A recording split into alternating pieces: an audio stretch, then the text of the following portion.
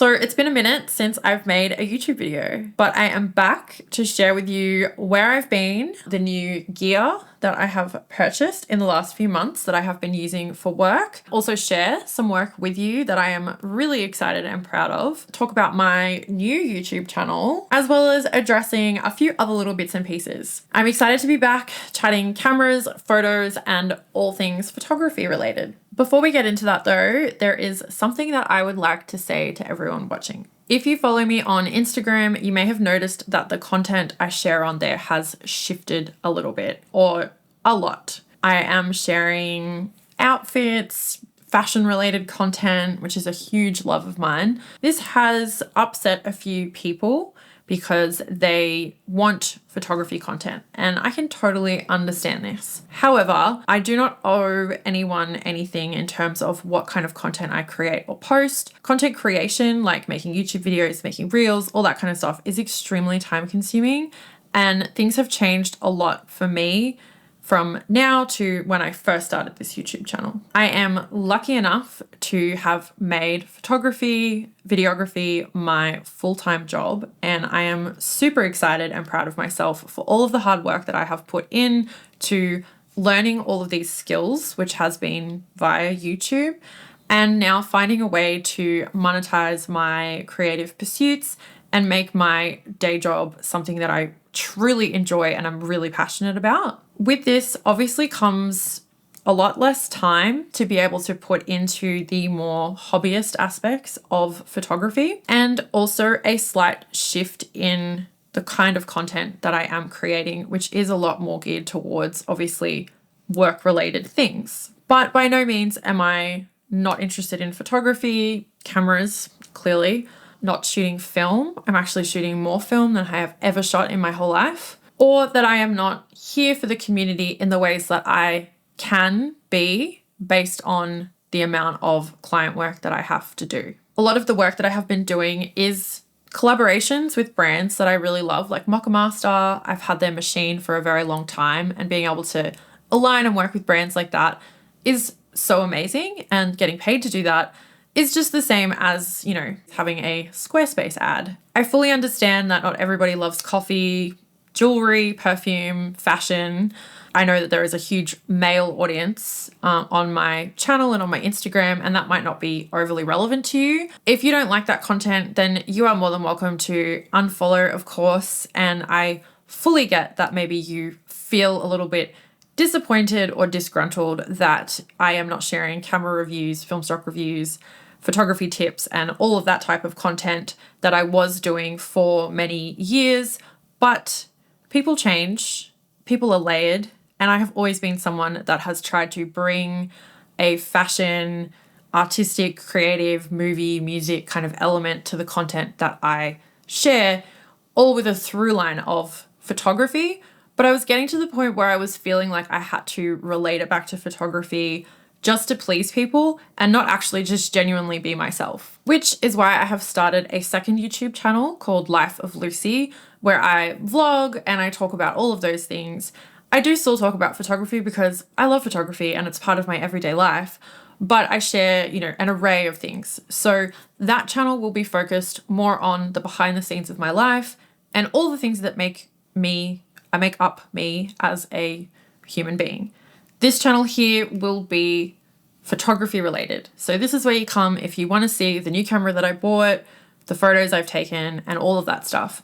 Probably will be more infrequent because I don't have a Squarespace sponsorship and I can't, you know, justify the time that it takes to make a YouTube video when I have all these other things to work on that are putting food on my table. As far as Instagram goes, I know a lot of photographers don't like reels, they don't like videos, they don't want to see collaborative posts or see people doing things in that kind of space.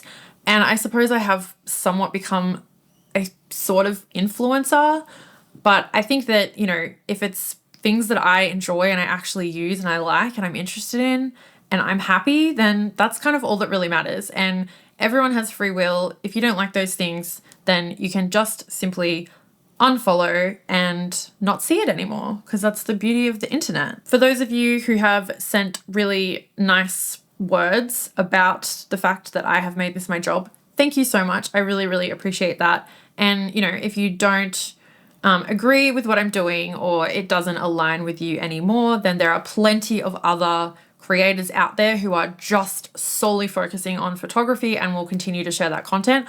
But I have to say that I felt a little bit burnt out on just doing camera reviews, film stock reviews, and it felt a little bit like everyone was trying to hype up this new camera just so that they had content to share on YouTube or Instagram or whatever it is. And I want the content that I share on here to be genuine and not just feel like I have to come up with another topic so that I can like feed the machine, so that I can still be talking about photography so as to not annoy people. You know, that feels like a really big ask. So yeah. Anyway, now that you know and you know where to go for what thing and you know what you will be or might be seeing, I'm still posting a lot of photography stuff on Instagram, a lot of my film shots and photography related content, but there's other stuff going on there too. So, you know, love it or leave it. Now that's over, let's get into the gear that I have purchased recently and what I've been doing with it. So as you guys know, I love the 90s style SLRs, the plastic ones, and the Canon Rebel G is so amazing. I have been talking a lot about it on Instagram. It's the camera that I am reaching for when I'm doing work shoots because it's super reliable. I can shoot it on auto. It has a built-in flash, which I love, and it's just so easy. I have a 40mm pancake lens that's really sharp and just looks so good on it. And I just know that it's gonna do the job well. This is a very humble camera, which is what I like about it. And, you know, it's a consumer camera, so it can be slightly limiting sometimes. And I thought, why not get something that is a little bit more of an upgrade? So we found this Canon EOS 7 on eBay. So the reason for getting the EOS 7 was I just wanted something that looks and feels a little bit more professional. It's got a bit more weight to it as well, which I do like. The Rebel G is like super plasticky and light, which can be great, but it's just, yeah, it just feels more like I'm doing the job even better. It still has a mode dial, so I can quickly pop into like portrait mode or auto. It's got a built-in flash, which I love and absolutely need, because once I get into the off-camera flash realm with our speed light, with the cord, we need 2 people and it's like kind of stressful and it's like, is it working? And I just love the little like pop-up flash. The viewfinder is super clear as well, kind of more like our Nikon F100, whereas the Rebel G is not, you know, super great. So that's really nice because I can clearly see everything. Basically, it's a point and shoot on steroids, which I love because I love point and shoots, but, you know, they're very limiting and I have actually stopped using them as much for work because the hit rate isn't as great because, you know, I don't know, it just won't focus on what I wanted, or I get too close because I forget and I get excited. So yeah, just investing in these kind of cameras for me now professionally is just like a no-brainer. And it's good because they're not that expensive. The Canon G2. So if you've been watching the channel for a while, you'll know that Ali from 1 Month 2 Cameras sent me this G2. She recently did a review of it and it was amazing. This camera is so good. Go and watch my other video on it. I love it. You wouldn't think to pick up the G2 for work, like paid work, but I really wanted to share this because I felt like it was a cool win and goes to show you that it doesn't really matter what you're using as long as the result is good, especially for something like client work. And you don't need like a Nikon ZF or whatever to, you know, get paid to take photos for social media, of course. 4 megapixels, you know, obviously is a bit limiting, but if it's going to be for socials, it's totally fine. And I did some work for this vegan shoe wear company called No Skin. It was really fun. I feel super aligned with them. They have a big music focus. Anyway, so we shot some photos of their derby shoes on the G2 because we didn't want to shoot film because we wanted it to like come back quickly, and we had a different shoot planned to do with them on film. So we thought, hey, we'll use the G2, try and get like a film look.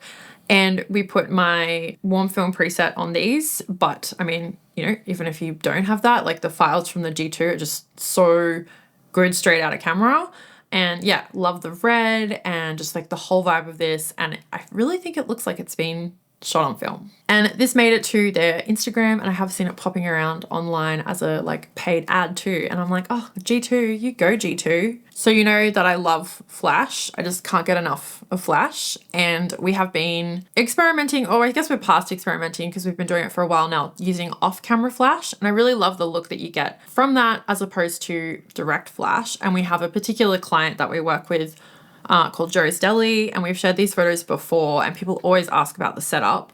And that's kind of the first time we used off-camera flash, and then we've been using it for products. It's really good for like perfume or like skincare, beauty kind of products, getting that off-camera flash look. It's very dramatic and it just gives like an elevated look. So people always ask us about that setup, and we just did a shoot recently for Joe's of their new beer that's coming out. And this is the same as the lobster roll photos that you might have seen on Instagram and remember. And yeah, I get a lot of questions, so I thought I'd just run through the settings that we use for that job when we're using off-camera flash. We always go for Nikon f100 with either the macro lens that we have on here if we're going to be getting close, or our 50mm 1.4. I couldn't remember, but Lux is here to support me. And then we use this Nikon Speedlight. It's an SB24, and we have like a cord here, Nikon SC17. That is the setup. And then the settings that we use are generally f11. F11 if we're like close up to something. So I'll pop up like an example here of being close to the beer can. And then if we're like further away, getting a more like context shot, we'd shoot at f8. And then sometimes we use bounce flash. We normally do a couple of those on each roll just to like kind of, you know, see and try something different, because that gives you another different look.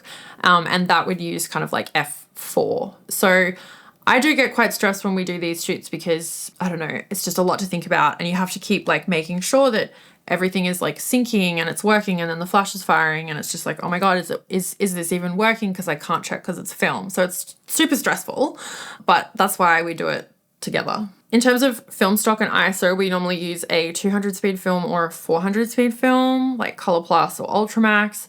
And then for shutter speed, it's normally between 100 and 200. Another purchase that I made, which is not film, it's digital, and I'm not sure if this is giving you any type of clue. I'm filming on it right now. It's the Sony ZV Mark II, and I got this because I wanted to start my second channel, which if you haven't seen, you can go and watch if you're interested in what I'm doing when I'm not talking about cameras. And we kind of got it because obviously it's extremely portable, and it has this little stick that you can hold and be like, you know, selfie queen. And then you can like pop it up like this and put it down and do like a little fit check or something. It's also great for photos too. We've been using it for photography, sometimes mainly for fashion stuff like my Depop shop. And yeah, the photos look really good, surprisingly. It's honestly such a great camera for videoing like on the go, and it's really simple to use. It makes things like vlogging or just filming yourself a breeze. It's obviously nowhere near as good as the X-T4, but that's pretty much always rigged up vertically in this very elaborate way, because we're doing a lot of filming where we're like, you know, like pull focusing and just like there's so much going on. So that kind of stays in that cage. This is kind of the new YouTube filming camera. It doesn't have a built-in flash, which makes me really sad, but it performs really, really well in low light, so it's okay. And to be honest, you know, I've got enough flash to last anyone a lifetime. It also has a product mode, which is amazing. Like you can just hold things up, and yeah, it's just great. The autofocus just detects where you are, and it's just love auto. Sony autofocus 100% shits all over Fuji autofocus, but that's not really why you'd buy a Fuji camera.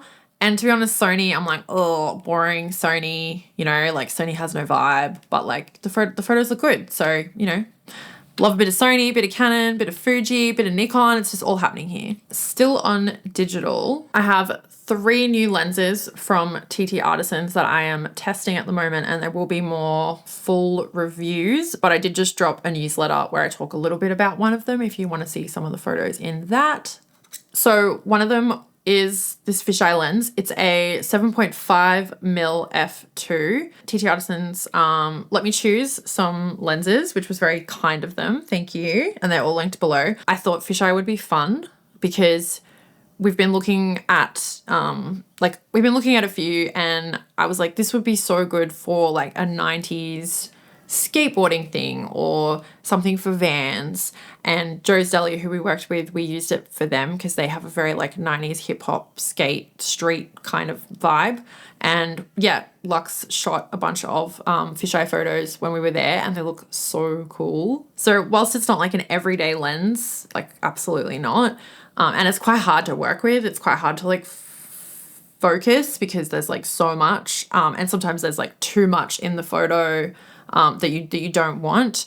But if you can get it right, and like when it hits and when it slaps and when it's like the right subject and the right vibe for it, it's super, super cool. So it's definitely an awesome thing to have, you know, in your rotation if you're doing a lot of stuff where you need to get creative and you want to create like a different look. Also, XE1, oh my God, so good. I just wish that it was like not so slow, but like I get that that's the point. Like that's, you know, it's primitive and it's older now, but it's so good, but it's like, it's just like it lags. I was using it at this flower farm that we do content for, and I was taking some photos, loved the photos that we got from there. But yeah, like there was a lot of action and I was trying to get it and it was just like not keeping up, which is totally fine. Like, love you. But yeah, I was like, oh, I wish this was just a little bit faster. So on that shoot that I was just talking about, I was using this new lens from TT Artisans. It's embargoed, so I can't say anything about it and I can't tell you anything about it, but it'll be coming soon. So I can't tell you any specs, but I can show you some photos. So some of them I took, and then some of them Lux took of me in this dress for a brand that we work with locally. And yeah,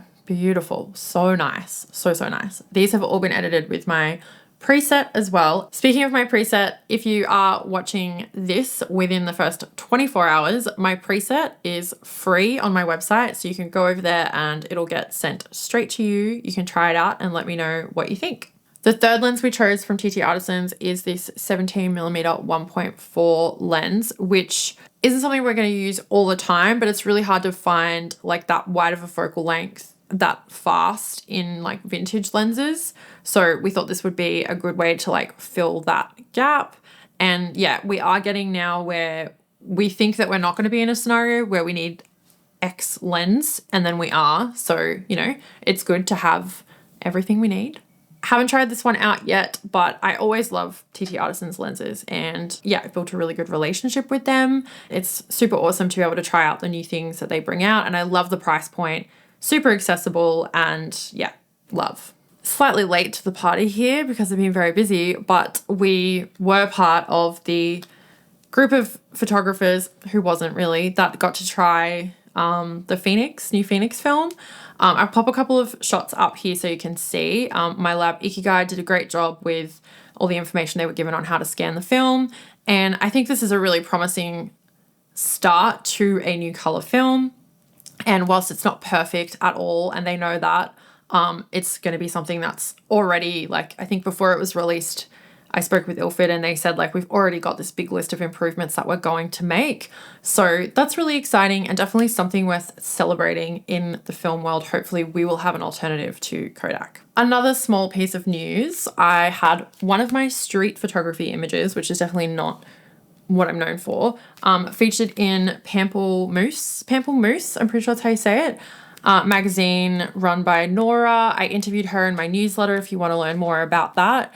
I will find my photo and show you. Very exciting to see your work in print, and I feel very lucky to have been chosen alongside all of the other lovely people in here. So this is shot on my Olympus Pen FT and was just a great moment. It's not very Lucy Lumen looking, but I do like the photo. So, and I have a couple of exhibitions coming up, group exhibitions that I'm in. So you'll be hearing more about that and seeing that as well. And I definitely encourage people to support Nora in this creation of this film photography magazine, and also keep an eye on the open calls for submissions. It's free to enter, just a great community to be a part of. Something else that is very exciting is kind of how far we've come from YouTube. So we learned like all of these video and editing skills from just having a YouTube channel as a hobby. And I never really thought that anything other than, you know, making maybe a little bit of money from the YouTube channel would really sort of come about.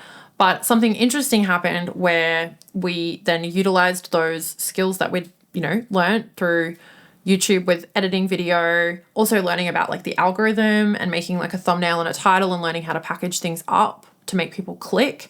Those are all skills that are like extremely valuable at the moment. And kind of, we didn't really like know that specifically when we were doing it. We just like wanted people to see the videos and to like grow the channel and the community. But now it's turned into what we kind of do mainly for work. Like we started making reels just personally, and then people were reaching out like, hey, we'd love for, you to be in this reel or for you to make video content for us. And now we're doing it for businesses in this really cool way where we're kind of going in and doing these like little documentary style things where they talk about their business and how it got started, or they share, like how they've made a dress or a cake or whatever it is that they do for their business. And it's really cool to be able to support small businesses who maybe don't have the skills, the time, and even the budget really, because, we're not charging like maybe what we should be charging at this point, and be able to like give them really high quality content that gets their message across. And then we see like their business, like their social media skyrocket, and then their business make a lot of money in return, which is really cool. It feels like really conscious, impactful video rather than just mindless stuff for the algorithm. So I'm really enjoying that. And then I'm also enjoying like, trying on outfits and spritzing perfume and all that kind of stuff, because I've always been super interested in the fashion world. And I've taken on a bit of a creative director role in a lot of the video work that we have been doing. So that's an unexpected thing that I didn't think would come from YouTube. And it's just a bit of a like PSA to everyone to like, say yes to things and do things and explore things, because you never know where it's going to go in terms of like the skills you'll learn that will be applicable later on, or what kind of door it will open up for you creatively, professionally, personally, spiritually, whatever. So I'd say that my work is probably like split like 70% video, 30% photo, or maybe like 60-40. I don't know. I'm really bad at math, so it's probably not a good way for me to be explaining it, but it's a healthy mix of the two. But I would say definitely video is like making up like more of our income, and there's less overheads with video than there is with photography, because obviously I'm shooting film most of the time. If you are interested in learning more about content creation in general and you're wanting to explore that kind of side of things and how it works, I feel like it gets a bit of a bad rap, and people think that it's like the death of, photographers getting paid, and, video is evil and all this kind of stuff. But it's really not like that, because you can put your own spin on it. And I'm sure people thought that when like digital cameras came out, and that hasn't happened with film, because we're all still here shooting film. So having a more positive, well-rounded attitude towards these things and looking at them in terms of like how they can benefit you and how you can make it work for you is a much better way of coming at it than with resistance, because it's not going anywhere. Like, video is becoming increasingly more popular, and it's being done to all different varying degrees. And there really is like a place for everyone. And photography is still thriving. People need images. People need images for email marketing, websites, social media, all of those things. So there's plenty of room for everyone. So yeah, if you're interested, you can check out my other channel where I go through stuff like that more and share those kind of things. Follow me on Instagram if you want to see different types of content as well as photography. If you have any questions, please DM me or make a comment below of things that you would like to see on the channel. Don't forget, my preset is free for 24 hours. So go and grab it on my website, and I will see you guys in the next video. Thank you so much for watching. Bye.